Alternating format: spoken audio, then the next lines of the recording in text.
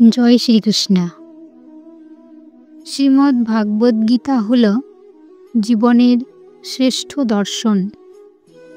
জীবনে চলার সঠিক পথ আমাদের চিনতে সাহায্য করে গীতার বাণী।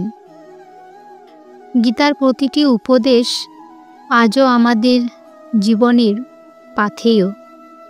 শ্রীমদ্ ভাগবত গীতায় মোট 18টি অধ্যায় ও 700 শ্লোক রয়েছে।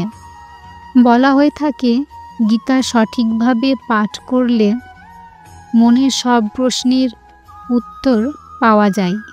জীবনের সকল সমস্যার সমাধান পাওয়া যায়।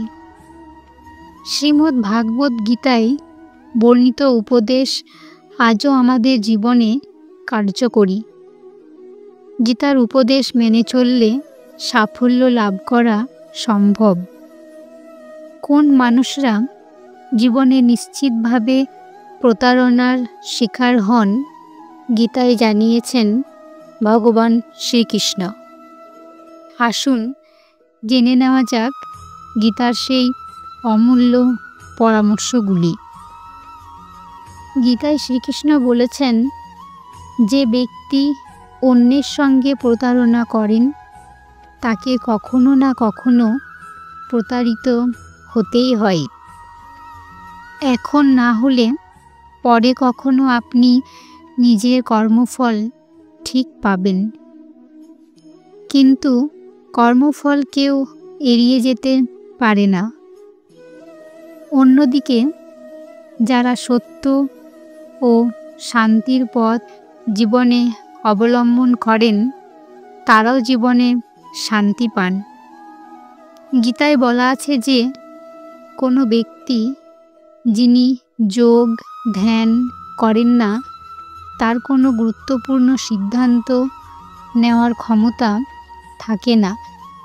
এই মানুষের মনে কোনো আবেগ কাজ করে না।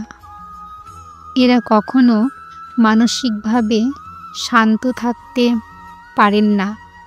এরা কোনো দিন জীবনে সুখী হতে পারেন না।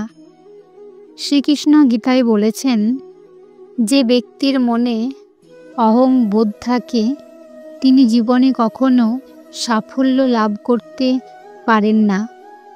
জীবনে সাফল্য পেতে হলে সবার আগে মন থেকে অহংকার দূর করতে হবে।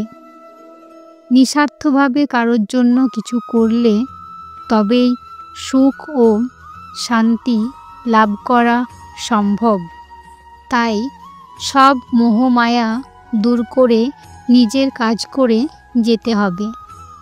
গীতায় শ্রীকৃষ্ণ আরও বলেছেন, যে ব্যক্তি নিজের সব কামনা বাসনা দূর করে মন থেকে অহংকার ঝেড়ে ফেলে নিজের কর্তব্য পালন করে যান সেই ব্যক্তি জীবনে সাফল্য লাভ করেন। এরাই জীবনে শান্তি লাভ করেন।